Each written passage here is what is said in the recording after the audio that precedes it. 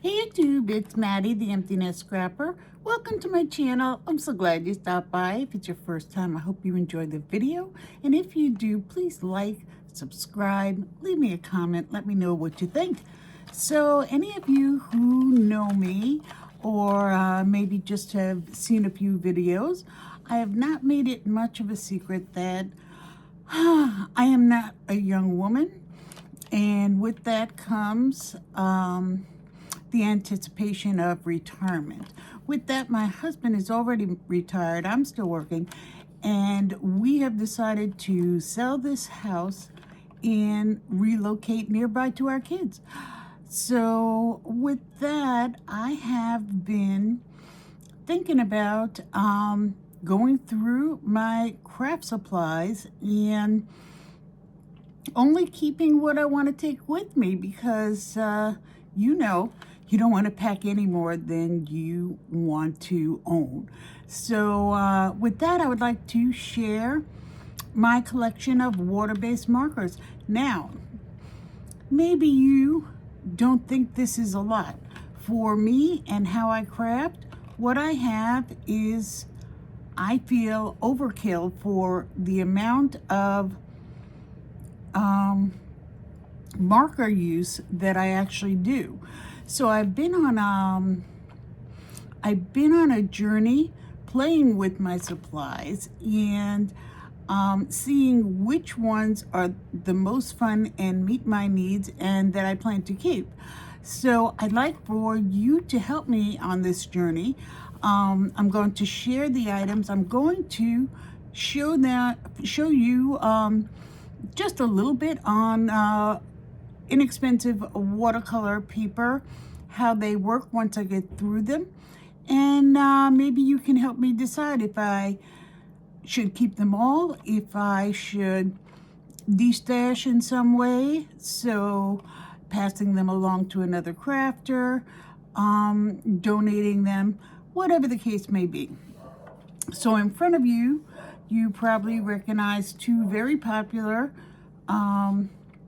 water-based markers. I'm only going through the water-based. I do have alcohol, but I only have like two brands, Ohuhu and the Crafter's Companion Tri-Blends, a small set of those. And I'm going to keep those. I don't think that's excessive. But the water-based, I have two brands in front of you here. The first two I'm going to talk about. And they were super popular back in the day. So you guys are all crafters. You recognize this. This is Kuretake, Clean Color, Real Brush, a whole mouthful. Real brush pens. And if you're a newer crafter and you are going, what on earth is she talking about?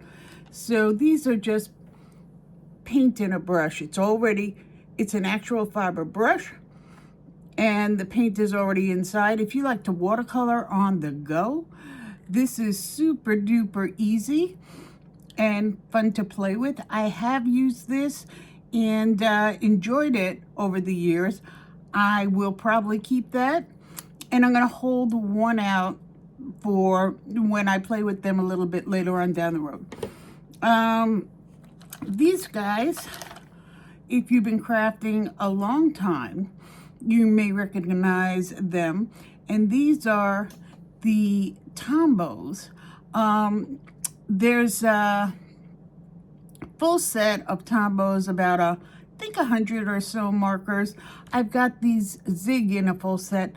These I've just got some that I collected over time. It's certainly enough for me. I've got like, I think maybe 60 right here. You can see they're a little chubbier, so they take up a good amount of room, but it's not the full set. And these are a dual tip. Again, they are water based, so there's a nice brush tip and there's a nice bullet tip right there. So I'm going to keep these markers out to see. I have to admit, these Tombos have been sitting in my stash minimally used, very, very minimally used. And recently I decided to take them out for a spin because, as I said, I'm on this journey. What do I like? What do I not like? And let's make that decision after I use them again and see which ones make the most sense for me. So I'm going to hold this guy aside and we'll look at them in a little bit. So let's move this puppy out and take the next entry into my craft room for water-based markers. So a couple years ago, I don't remember, 3, 5, something like that, YouTube was sort of showing lots of crafters with these guys. So these are the Pro markers, and this is the water-based by Kareem. And it comes in this handy dandy case, which I really appreciate. They were very expensive. These are also brush markers. And the interesting thing about this is you can see how much ink is left. And this is the marker I probably use the least, only because at the time I got them, they were so expensive. Oh, my hands are just, I have such difficulty with my hands. Bear with me. So it's a beautiful, beautiful tip. It's got a lovely nib. They work fine. I have used them on occasion, but they, for the most part, are not very often reached for by me. So one would think that these 3 large sets of water-based markers, I believe, if I'm not mistaken, these and definitely also the Tombos, which is this one, if you're interested in that, are very widely used by people who can do brush lettering. I am not one of those people. I tried. I'm not good at it. I may try again. But I think part of the hype for especially the Kareem markers was that if you love brush lettering, they are outstanding. That, I think, is what I saw over YouTube. I don't do brush lettering again, so I'm just passing the information. So one would think that would be enough, but not the case. So enter Faber-Castell. So these boxes may look the same because they are produced by the same company, and they are both very, very high quality products, but they have a different formulation. And the difference in these markers are both sets for Faber-Castell. They are artist grade. And in this event, that means that the markers are light fast, which means they will not fade in the sun. So if you send your cards to people who like to display them on the refrigerator or wherever, and the sun is streaming through and you don't want your cards to fade, I thought, I don't want my cards to fade. So I picked up these. These are the Albert Dürer watercolor markers. If you have their pencils, either the watercolor or, the watercolor pencils. So it's the same name, Albert Dürer. So it means it's, water-based, and also you just know that they are quality. They're also dual tipped. I am a sucker for a dual tip. So it's got a brush and a nib. not very fine, just a nib. And these these are just like their pencils. They will dilute in water, and they will mix together nicely. I will try to show you that when we get to the let's play with them part. And you can rework them so they won't be permanent. So for those of you who have the pencils, they will be very similar in marker form.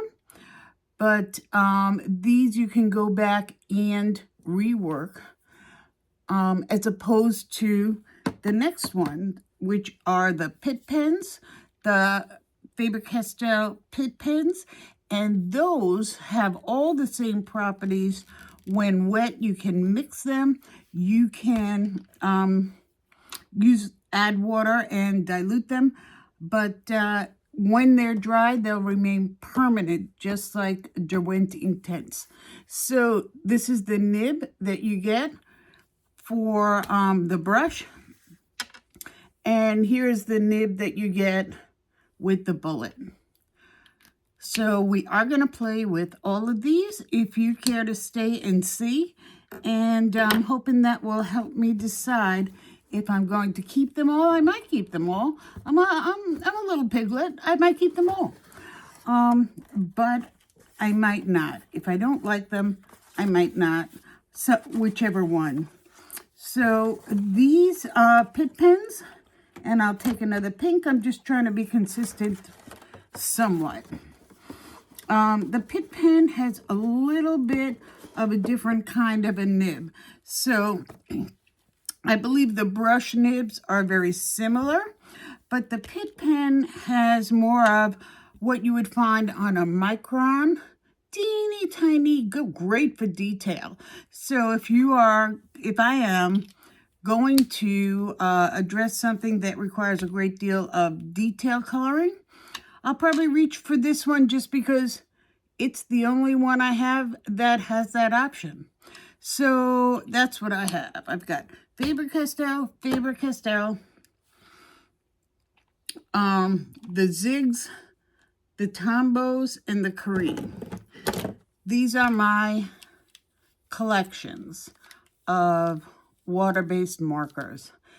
And it's not the largest collection in the world. I am fully aware that there are tons of artists, which I am not. So that's why for me this is more overkill. I'm just a crafter.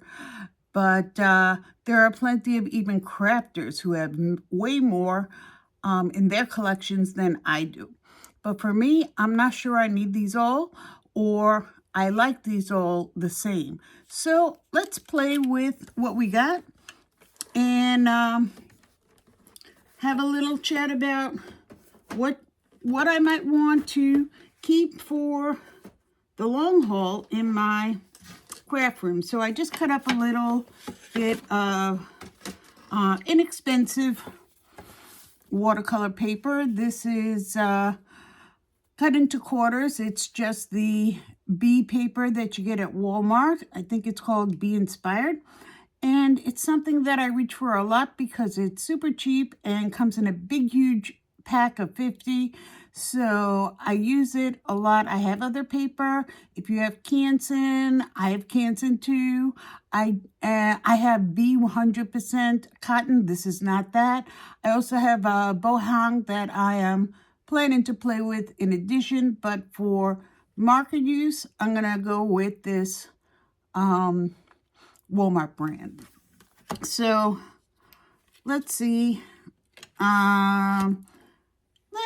Why don't we grab a pen so we can mark who's who and what's what. So in order of when they came into my craft room, we'll do this. I guess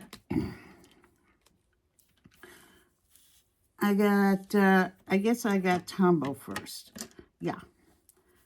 Tombow. I got Zig, Kareem, Faber-Castell Albert Dürer,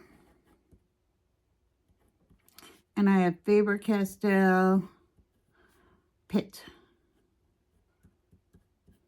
So there's my little list of what I'm looking at. So for Tombow, I am just going to, let's try the bullet nib first and see what it looks like. Nice thin line.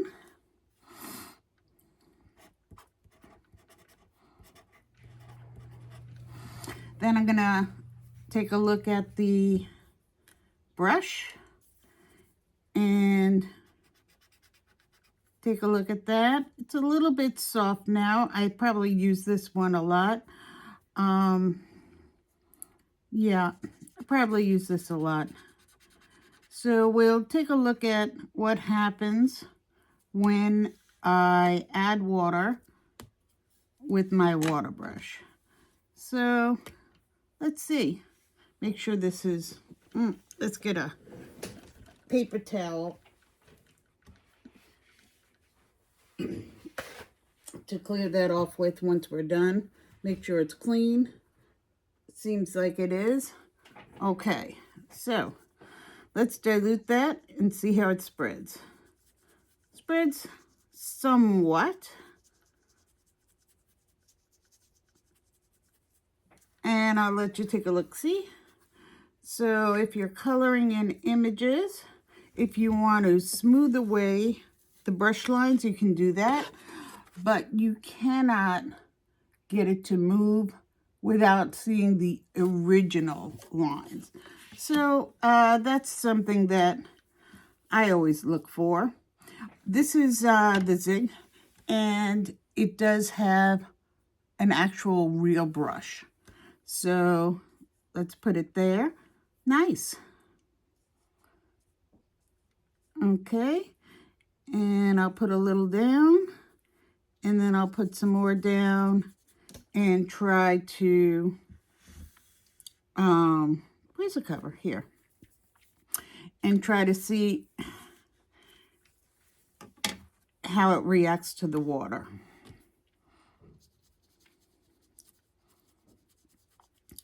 So, same kind of a thing. There's a nice reaction, but I'm going to say I can't get rid of the original mark with just a little spread like that. So, I'll let you take a look. So you can really smooth it out if that's what you're looking to do. You could probably mix two colors. I'll take a look at that after.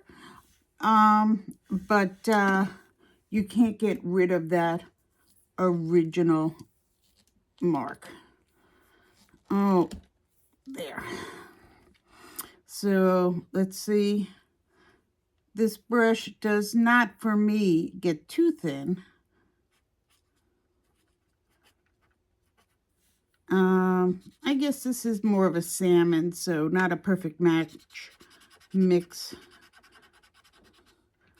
But let's see how it spreads, even still, and compare it to the counterparts.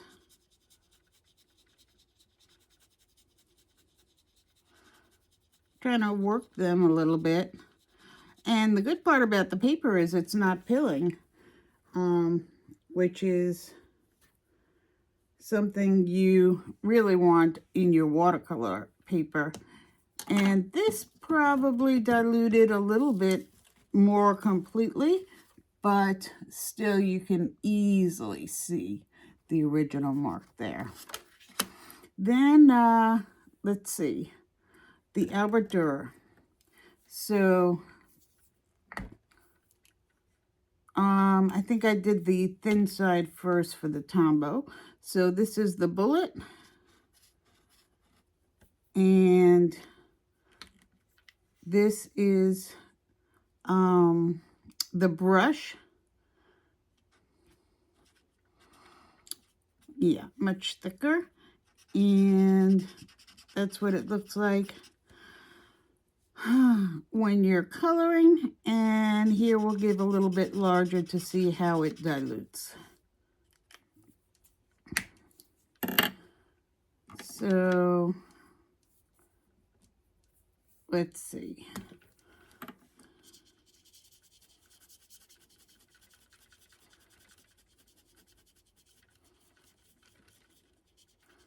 So the Faber-Castell, I want to say, and this is the Albert Dürer, certainly dilutes and liquefies the most completely. There you can see. I can still see a little shadow there. I think I could probably get rid of it if I worked it some more. Where the others, I worked it until it didn't move at all. So, and there is a lot of texture on this paper. So different paper may look differently. And this one is also the Faber-Castell, but it is the Pitt. And this has a nice, thin detail nib. And it's giving a much thinner, Tombow is the closest, but much thinner line. And this is the Pitt. And let's, so this one again is supposed to be a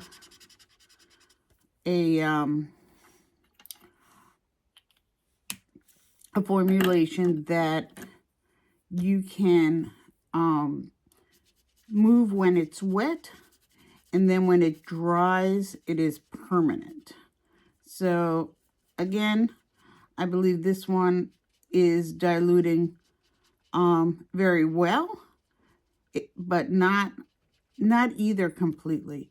And I think I've used it on different paper where it did dilute completely, so take that all with a grain of salt. But I am going to let you have a look. Yeah, I can see a shadow there too. So there's not super bunch of difference with those. So I'm wondering, why do I have them all?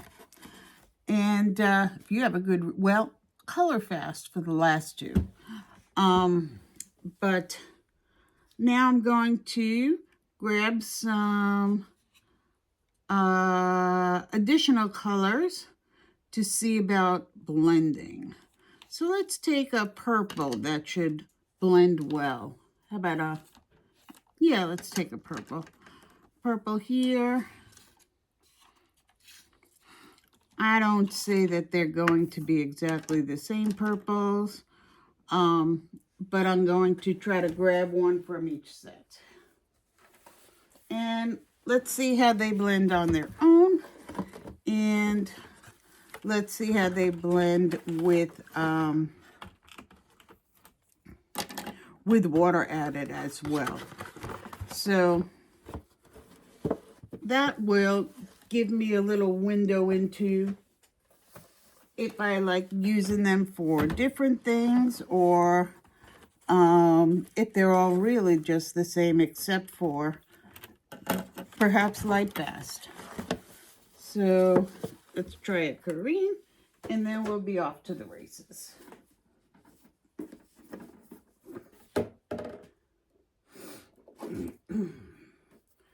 Okay.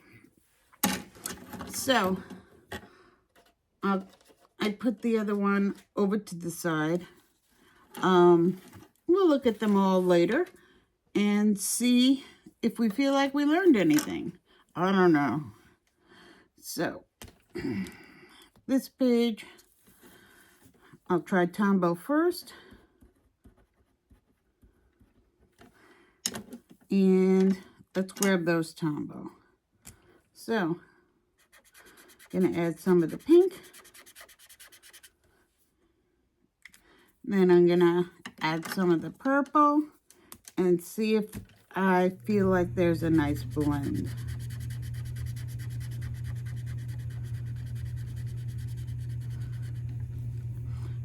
I feel like it just covered.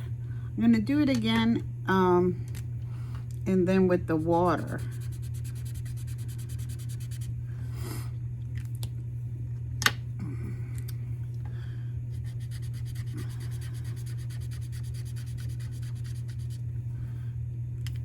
So if we take the water and we pull it across,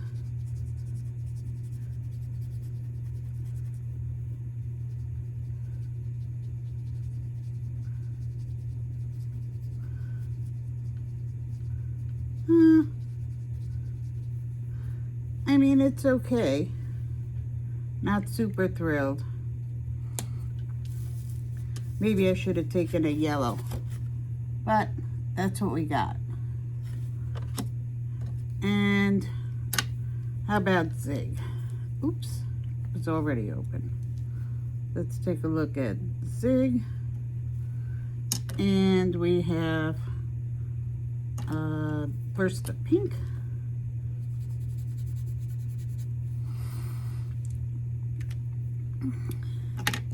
Then the purple.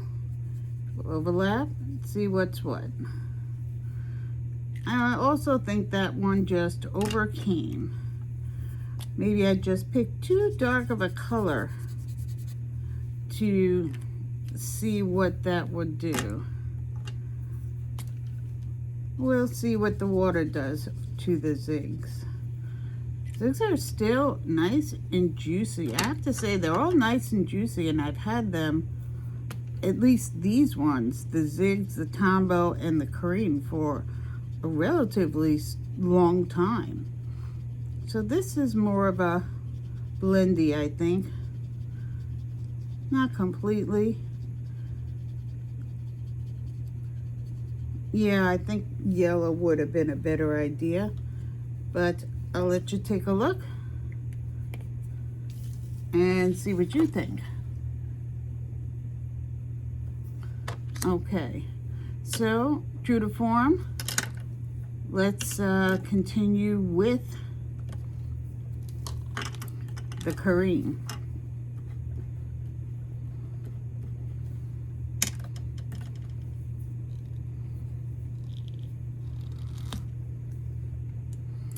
So here's this is salmon. I don't know if this is gonna blend well anyway. I just didn't realize that it was gonna be a salmon when I chose it. To me, the cap looked pink, but my eyes are not that good. So let's see what this does with a salmon. Also, these purples are just too dark and overtakes. So we'll see what happens when water is added to the salmon and the purple. Yeah.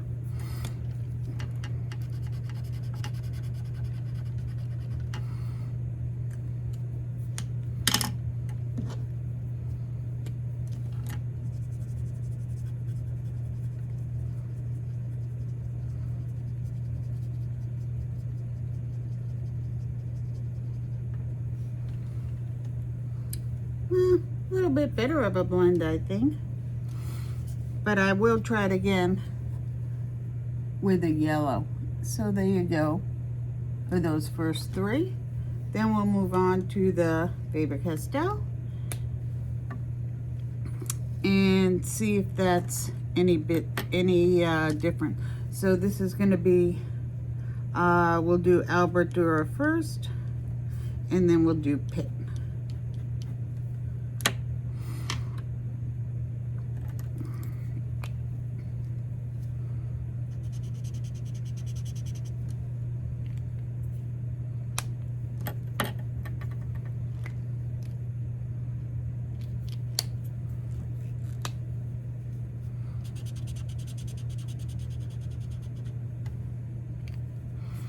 Yeah, purple was just too overpowering of a choice. At least this color purple. I didn't think it through. But here we are. This is who I am. Oh, I added the water to that one, and I was supposed to just look at it overlapped. So we'll do that beneath. See what the overlap does.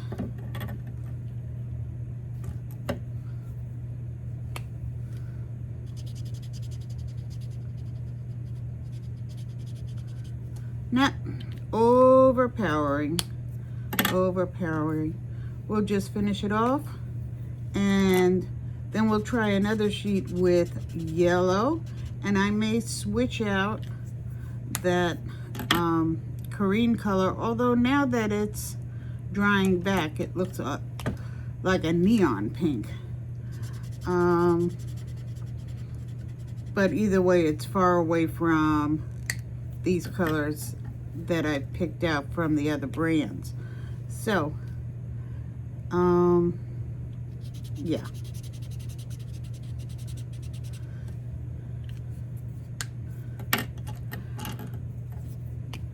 Okay, and this is the one we'll add water to.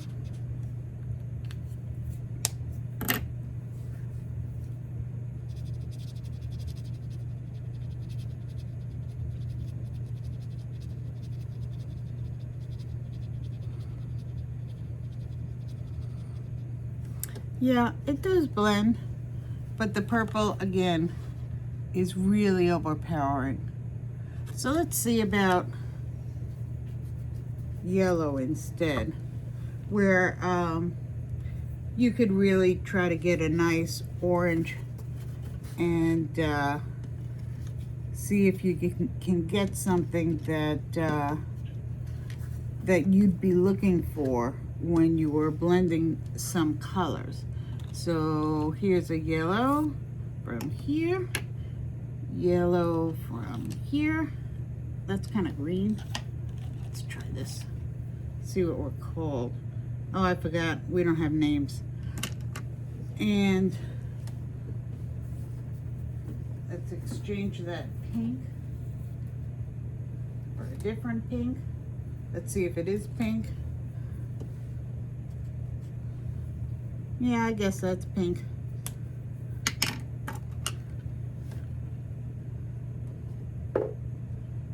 Oh.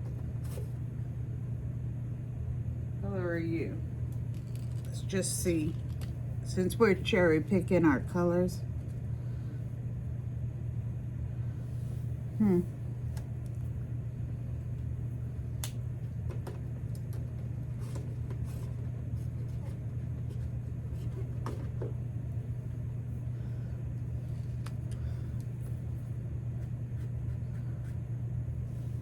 Just leave the pink I got. And the yellow looks kind of green too. This one here. Does this have a name? Canary. Okay, that's yellow. And some Faber-Castell. So let's get some yellows here. Easy peasy, right on top. Oh, and let's put back that purples. We'll have a million colors out here if I don't return them.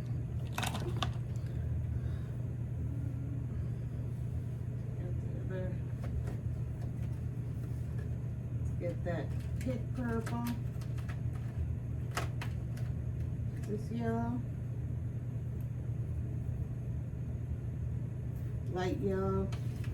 Let's see if this one is just okay. So this is a yellow. Put that back.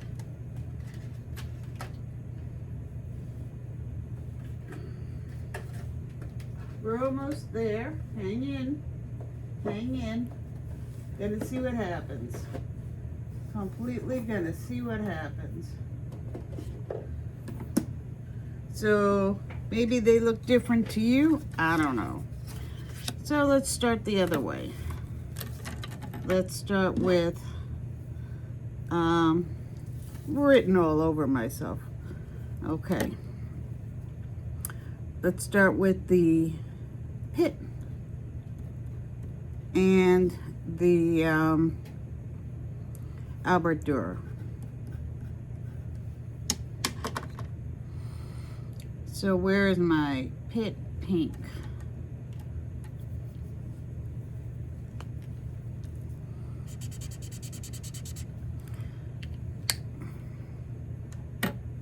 It's my pit yellow.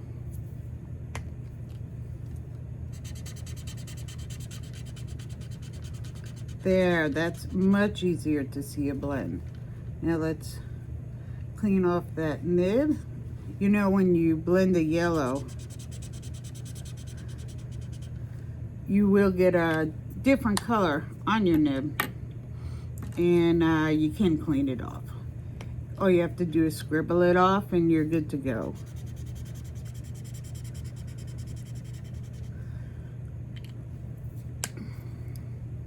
So let's bring some of that yellow over.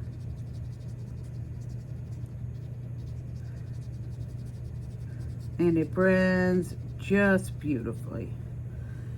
But we'll probably see a beautiful blend across the board. But I'll let you take a look and judge for yourself. So let's see the other Albert Dürer. Wrong end. We see the yellow pink blend.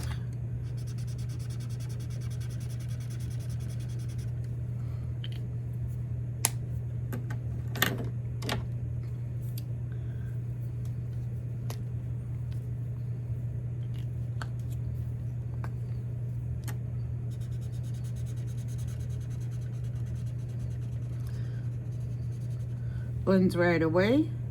And let's take a look at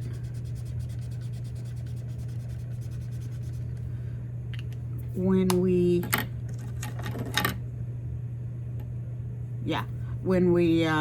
add water. We'll add water here and see what happens.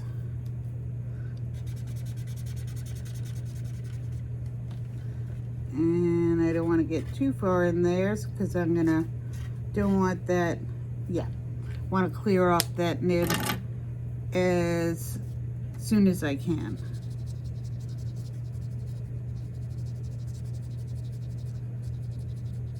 So that's a lovely blend as well. And I'll let you take a look again. There you go. Right? Pretty nice. Pretty nifty. So let's get another sheet and we'll do the rest. And we'll see if anything feels like it needs to leave the stash. Oh, forgot to mark it. So here's my pen, and we'll do Tombow, we'll do Zig, and we'll do Carin. Okay. All right. We're off to the races. Here's the Tombow. Pink. And did I pull a yellow? Yes, I did. Yes, I did. See how that blends. Ooh, nice. Let's do some yellow here. And I'll show you them both.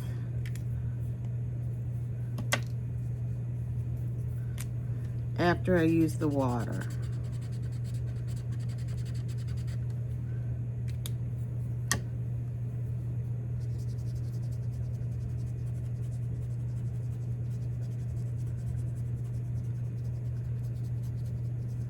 Yeah, lovely. So there it is. Beautiful, right? Okay, Zig, let's see what you got.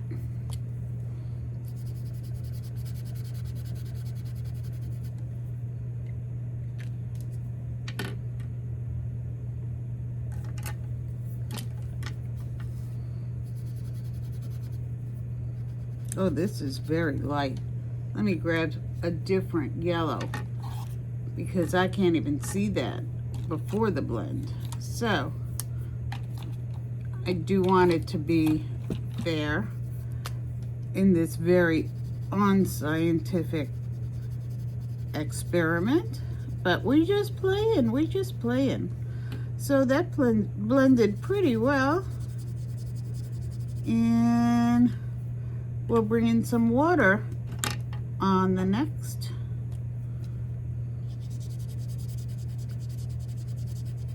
Blending beautifully already without the water, but nevertheless, here comes the water. I think this also is blending very nicely. I have to say I don't think my brush was completely clean, but not sure that matters. So this is what the Zig's blend looks like. Okay, and last but not least, let's take a look at the Karain. So this is a little bit more pink, and here comes the yellow.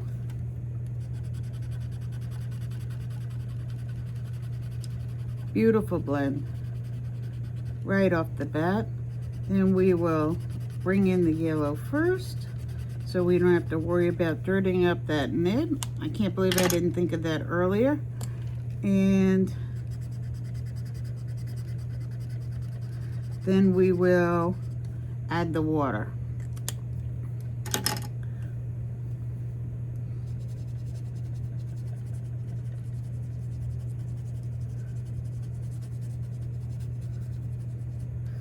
Okay, so what have I learned? Nothing. What did you learn? Did you observe anything useful? I don't know that I've learned anything that could change my mind in any way on this paper. Maybe I have to look at different paper. But just as a review, this was the comparison of nibs and their water solubility. This was mixing colors, pink and purple, and the purple overtake for the most part because I chose a strong color. Shame on me. So then we tested for with a better color to judge, and everything really blended beautifully. The Pitt, the Albert Dürer, the Tombow, the Zig, the Karain. Let me know if you see a difference. Let me know if you have these. Have you used them on different paper? Did the paper make a big difference? Do you use them for different things? Like, for example, the Pitt pen is the only one with the detail nib, so I'm definitely keeping that. And they are light fast, so they're staying. Even if I don't see much difference here on the examples, I haven't tried other papers, and I also, you know, value that light fast quality. So even though that was not something we could test right here, I know that to be true, or I hope it's true, about these, you know, artist quality supplies. So let me know what you think. Tell me if you have any recommendations for me regarding downsizing. Do I keep them all? Do I let some go? And if so, which ones? I hope you enjoyed this, and I appreciate your stopping by. So leave me a comment, leave me a thumbs up. Let me know if there's anything else you would like to see. And most of all, thank you so much for coming. Have a great day. See you next time. Bye-bye, YouTube.